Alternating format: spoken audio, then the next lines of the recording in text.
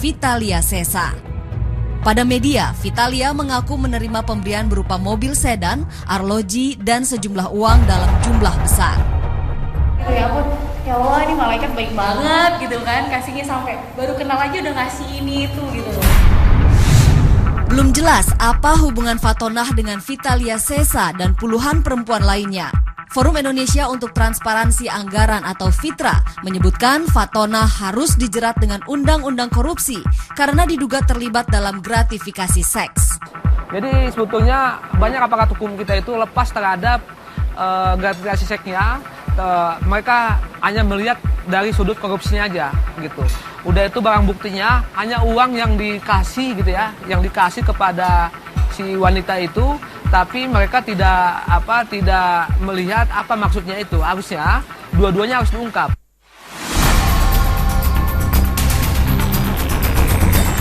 Sepanjang tahun 2012, Komnas Perempuan mencatat ada 102 kasus kejahatan perkawinan yang dilakukan pejabat publik. Kita sedang mengidentifikasi berbagai jenis kekerasan seksual. Nah, gratifikasi seksual ini ada dimensi soal eksploitasi seksual, ya.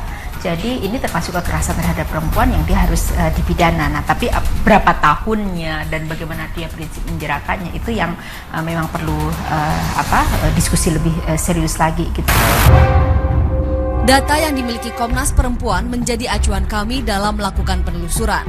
Kali ini, kami mendatangi sejumlah tempat yang sering menjadi lokasi berkumpulnya para mahasiswi. Beberapa kafe kami kunjungi untuk mencari informasi. Pencarian kami berujung pada seorang mahasiswi. Perempuan muda ini memiliki profesi ganda sebagai simpanan oknum pejabat pemerintah. Nama perempuan berparas manis ini kami samarkan menjadi Kejora. Setahun lamanya, Kejora menjadi perempuan simpanan. Kalau saya sambungannya ya karena lagi ngumpul-ngumpul aja sama teman-teman di kafe, terus di mall, lagi happy-happy aja sama teman-teman. Ya terus kan diajak kenalan sama ajudan pejabatnya gitu kan. Terus ngobrol, minta nomor telepon, berlanjut lewat telepon. Setelah lama didekati, mahasiswi semester 4 di sebuah universitas swasta di kota di Pulau Jawa akhirnya jatuh ke pelukan sang pejabat. Mulai dari fasilitas yang biasa aja sampai yang luar biasa. Ya dia iming-imingin, nanti aku kasih tiket liburan deh ke Bali, ke Singapura, ke Malaysia gitu. Pria yang disebutnya ayah bukanlah pria satu-satunya yang menjadi kekasih gelapnya. Iya, baru 2 orang. Satu saya di Pemda, kedua di Pemprov. Namun, Kejora tentu bukan satu-satunya mahasiswi yang berprofesi menyimpang. Ada banyak teman-teman Kejora yang hidup bergelimang harta dengan cara menjadi perempuan simpanan.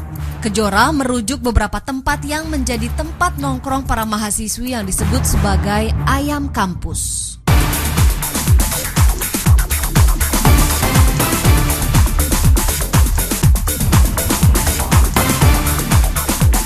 Tim reportase investigasi juga menelusuri beberapa kampus yang disebut memiliki banyak mahasiswa berprofesi ganda.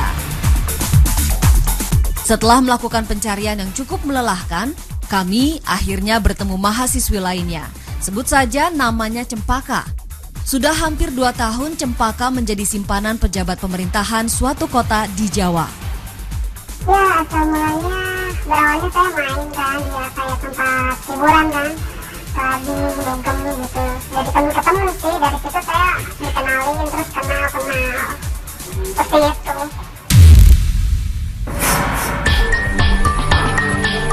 Cempaka mengaku biasa melayani para pejabat pemerintah. Ia bahkan pernah menjadi hadiah seks yang dikirim seorang pengusaha minimarket kepada pejabat pemerintahan. Pengalaman saya, jadi cuman untuk ya ngelayanin aja, disuruh ya udah gitu kan, ya biasalah kalian harga ini kayak gitu, ya udah gitu.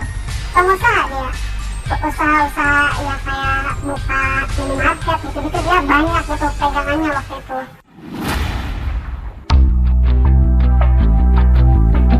Rasa percaya Cempaka pada kami meningkat. Ia mengizinkan kami untuk mengikutinya bertemu dengan pejabat yang kini menjadi ayah gadungan. Tapi untuk bertemu dengan sang ayah, Cempaka membawa serta beberapa teman sebagai tameng. Setelah selesai berjalan-jalan menyisiri toko, Cempaka dan kawan-kawan akhirnya berhenti di sebuah rumah makan. Untuk menghindari kecurigaan teman-teman Cempaka, kami terpaksa menjaga jarak dan menyisipkan kamera tersembunyi.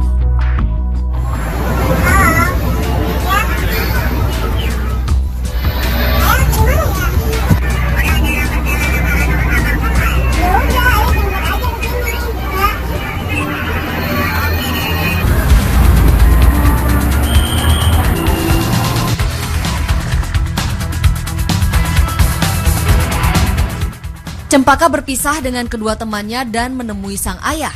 Tak lama, sang ayah yang masih berpakaian dinas tiba di tempat yang dituju dengan menggunakan taksi. Jadi kata dia hilang jejak gitu. Hilang jejak dalam arti kan bisa aja kalau pakai mobil dia gitu kan ada yang ngenalin gitu kan. Ini jadi tanpa jejak kalau katanya kalau naik taksi, pakai taksi.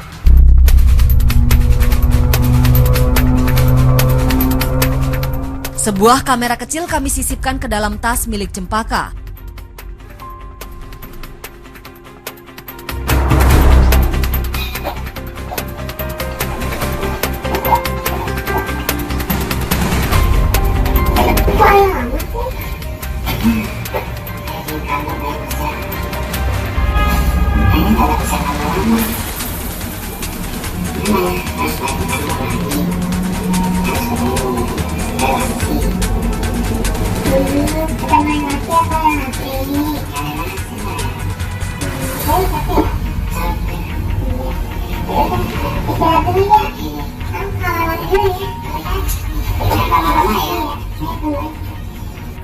Lebih dari sejam menunggu, kami melihat sang pejabat pergi meninggalkan apartemen.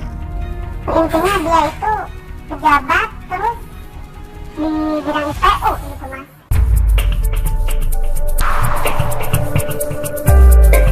Selama melayani sang ayah secara rutin, Cempaka mendapatkan uang bulanan dan uang saku setiap habis kencan.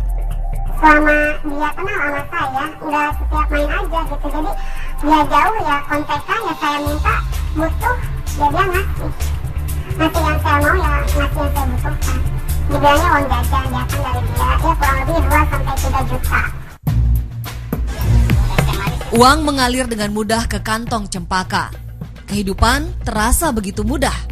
Namun rasa was-was mulai hadir dengan banyaknya kasus korupsi yang melibatkan para perempuan muda. Untuk kasus yang sekarang ya, terus terang saya sempat kaget gitu kan, pejabat kata saya. Terus ada kasus kayak gitu ya saya kaget gitu, saya takut. Istilahnya saya kebawa-bawa gitu kan, otomatis ya